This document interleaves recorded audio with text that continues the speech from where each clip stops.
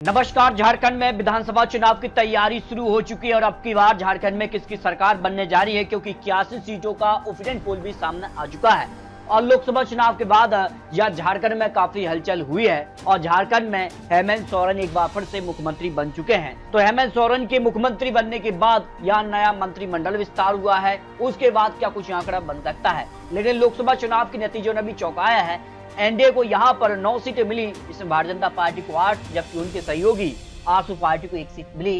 यानी कुल मिलाकर 2019 के मुकाबले इस बार 3 सीटों का नुकसान यहां पर एनडीए को झारखंड में भी देखने को मिला है। तो इसका कितना नुकसान यहां विधानसभा चुनाव में मिलेगा, यहां पर अगर बात किया तो इंडिया गठबंधन कांग्रेस ने यहां 2 सीटें, तो जेएमएम ने 3 सीटें हासिल की। कुल 5 सीटें यहां पर इंडिया गठबंधन को जीत मिली, यानी 3 सीटों का फायदा मिला है। लेकिन यहाँ काफी कुछ बदलाव है और इन 14 लोकसभा सीटों के बाद किन किन विधानसभा सीटों पर किसका पलड़ा भारी रहा है, इसको लेकर महत्वपूर्ण आंकड़े, क्योंकि ओपिनियन पोल के आंकड़े भी सामने आ रहे हैं। और अगर बात की जाए तो जिस कार से बढ़त के मामले में यहाँ पर बात की जाए तो लोकसभा चुनाव में विधानसभा की 47 सीटों पर भारतीय जनता पार्टी को बढ़त थी, जबकि लोकसभा चुनाव में इंडिया गठबंधन को यहाँ पर 15 विधानसभा सीटों पर और जेएमएम को 14 विधानसभा सीटों पर बढ़त देखने को मिली थी। लेकिन लोकसभा चुनाव के बाद विधानसभा चुनाव होने हैं और यहाँ पर नया मंत्रिमंडल बना है और नया विभागों का बंटवारा हुआ है। उसके बाद कांग्रेस जेएमएम सरकार क्या यहाँ पर वापसी करने जा रही है, क्योंकि 4 राज्य में विधानसभा चुनाव की तैयारी है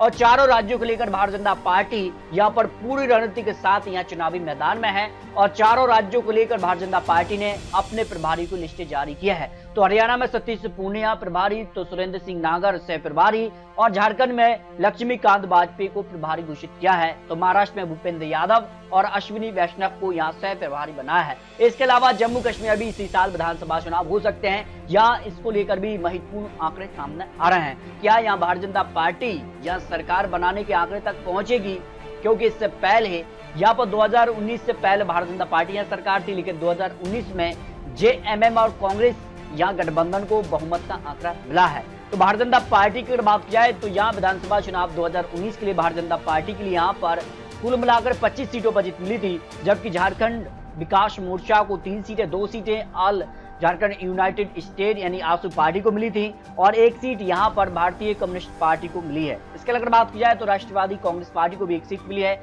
2 सीटें निर्दलीय के पक्ष में रही हैं और सबसे बड़ी पार्टी बनी यहाँ पर झारखंड मुक्ति मोर्चा 30 सीटें, कांग्रेस को यहाँ 16 सीटें और 1 सीट यहाँ पर आरजेडी के पक्ष में रही है। तो यहाँ बात की जाए तो एक यहाँ पर कह सकते हैं कि झारखंड में कांग्रेस, जेएमएम और आरजेडी का जो गठबंधन है वो झारखंड में क्या फिर से आंकड़े तक पहुंचेगा, इसको लेकर कुछ आंकड़े सामने आ रहे हैं, जिसको लेकर महत्वपूर्ण आंकड़े सामने आ रहे हैं। तो धनबाद की 10 सीटों में से भाजपा को 4, तो इंडिया गठबंधन का 6 सीटों पर पलड़ा भारी हो सकता है।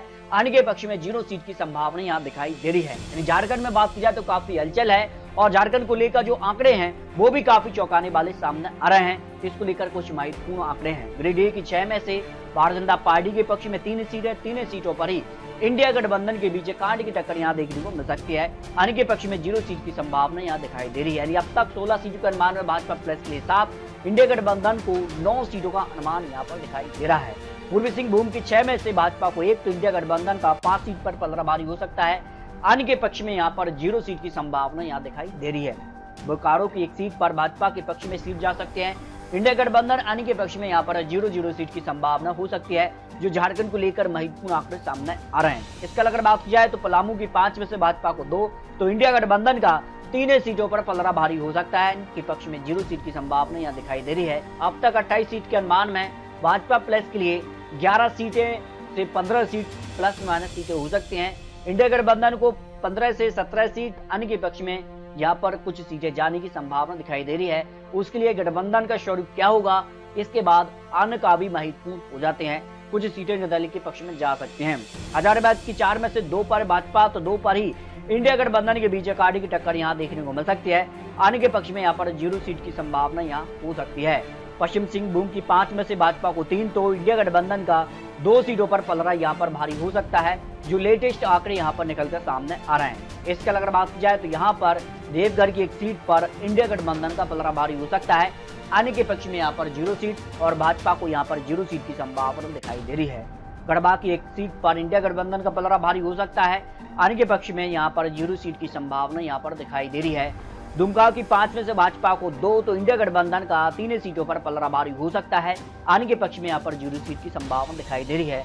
यानी 81 सीटों के जो आंकड़ों में अब तक 44 सीट यानी आधी से ज्यादा सीटों का जो अनुमान है उसमें भाजपा को 18 से 22 सीट का अनुमान है, जबकि इंडिया गठबंधन का यहाँ पर 25 से 26 सीट और अन्य के पक्ष में 2 से 5 सीट का अनुमान हो सकता है, जो लेटेस्ट आंकड़े निकलकर सामने आ रहे हैं। गोंडा की 1 सीट पर भाजपा के पक्ष में सीट जा सकती है, इंडिया गठबंधन अन्य के पक्ष में 0 सीट की संभावना हो सकती है। साहिबगंज की 1 सीट पर भी भाजपा के पक्ष में यह सीट जा सकती है, इंडिया गठबंधन अन्य के पक्ष में 0-0 सीट की संभावना हो सकती है। इसके अगर बात की जाए तो काफी हलचल झारखंड में देखने को मिल रही है, जिस प्रकार के चुनावी प्रचार को लेकर अब यहाँ पर पार्टियां में अपनी अपनी रणनीति के साथ चुनावी मैदान में उतर रहे हैं और किसे यहाँ पर कितनी सीटें मिलेंगी, गठबंधन का स्वरूप क्या होगा, इसको लेकर भी काफी हलचल बढ़ चुकी है। रायकेला की 4 में से भाजपा को 2 सीटें तो इंडिया गठबंधन को भी 2 सीटों के बीच यानी कांटे की टक्कर यहाँ पर देखने को मिल सकती है। आने के पक्ष में यहाँ पर 0 सीट की संभावना हो सकती है। यानी झारखंड को लेकर अब तक 50 सीटों का अनुमान में भाजपा को 22 से या 25 सीट का अनुमान हो सकता है, तो इंडिया गठबंधन 25 से 28 सीट, आने के पक्ष में भी 2 से 5 सीट का अनुमान यहाँ पर दिखाई दे रहा है, जो आंकड़े झारखंड को लेकर निकलकर सामने आ रहे हैं। इसके अगर बात की जाए चतरा की 1 सीट पर भाजपा के पक्ष में सीट जा सकती है, इंडिया गठबंधन अन्य के पक्ष में 0 सीट की संभावना हो सकती है।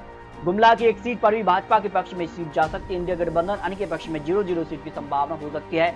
रामगढ़ की 2 में से दोनों सीटों पर भाजपा के पक्ष में सीट जा सकती है, इंडिया गठबंधन अन्य के पक्ष में यहाँ पर भी 0 सीट की संभावना दिखाई दे रही है। अब तक 54 सीट के अनुमान में भाजपा को 26 से 30 सीट तो इंडिया गठबंधन 28 से 30 सीट, अन्य के पक्ष में भी यहाँ पर 2 से 5 सीट का अनुमान हो सकता है। झारखंड में काफी हलचल है और कांटे की टक्कर यहाँ पर देखने को मिल सकती है, लेकिन 81 सीटों का जो फाइनल आंकड़ा वो किसके पक्ष में जा सकता है। पाकुड़ की 2 में से दोनों सीटों पर इंडिया गठबंधन का पलड़ा भारी हो सकता है, आने के पक्ष में यहाँ पर 0 सीट की संभावना हो सकती है। लातेहार की 1 सीट पर भी इंडिया गठबंधन का पलड़ा भारी हो सकता है, आने के पक्ष में यहाँ पर 0 सीट की संभावना दिखाई दे रही है। कोडरमा की 3 में से तीनों सीटों पर इंडिया गठबंधन के पक्ष में तीनों सीटों पर जीत की संभावना है। भाजपा के पक्ष में यहाँ पर 0 सीट की संभावना है, लेकिन यहाँ पर कड़ी टक्कर भाजपा दे सकती है। सिमडेगा की 4 में से 2 पर भाजपा तो 2 पर इंडिया गठबंधन के बीच कांटे की टक्कर देखने को मिल सकती है। आने के पक्ष में यहाँ पर भी 0 सीट की संभावना यहाँ दिखाई दे रही है, लेकिन जिस तरह से तैयारी है उसको लेकर काफी हलचल यहाँ पर दिखाई दे रही है।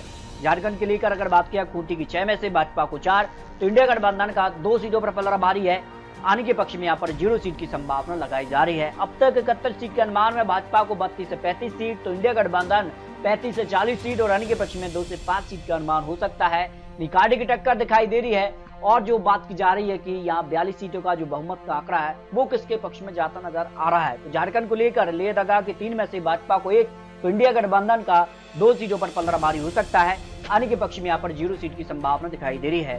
रांची की 7 में से भाजपा को 3 तो इंडिया गठबंधन का 4 सीट पर पलड़ा भारी, आने के पक्ष में 0 सीट की संभावना यहाँ दिखाई दे रही है। इस तरह से अगर बात की जाए तो झारखंड को लेकर जो 81 सीटों का फाइनल आंकड़ा सामने आ रहा है उसमें भाजपा को यहाँ पर 36 से 40 सीट का अनुमान है और अन्य के पक्ष में यहाँ पर 2 से 5 सीट का अनुमान है और कांग्रेस यानी इंडिया गठबंधन के पक्ष में 40 से 45 सीटों का अनुमान सामने आ रहा है। लेकिन आपको बता दें कि काफी हलचल झारखंड में है और झारखंड में जिस प्रकार के आंकड़े देखने को मिल रहे हैं और लोकसभा चुनाव के बाद विधानसभा चुनाव की तैयारी है उसको ध्यान में रखकर जिस प्रकार के आंकड़े हैं उस हिसाब से माना जा रहा है कि इस बार कांटे की टक्कर झारखंड में देखने को मिलेगी। तो झारखंड में जो बहुमत का आंकड़ा यहाँ पर 42 सीटें हैं वो किसके पक्ष में जाएगा इसको लेकर आप रख सकते हैं। आपको बता दें चुनावी आंकड़े चुनावी अनुमान है। झारखंड में आने वाले वक्त में भाजपा के साथ किस प्रकार के गठबंधन बनेंगे और कितनी सीटें यहाँ पर उनके सहयोगियों को मिलेगी, जबकि इंडिया गठबंधन के लिए कांग्रेस जेएमएम कितनी सीटों पर चुनाव लड़ती है। इसके अलावा अन्य यहाँ पर जो पार्टियां हैं वो क्या इंडिया गठबंधन या फिर एनडीए गठबंधन में शामिल होगी,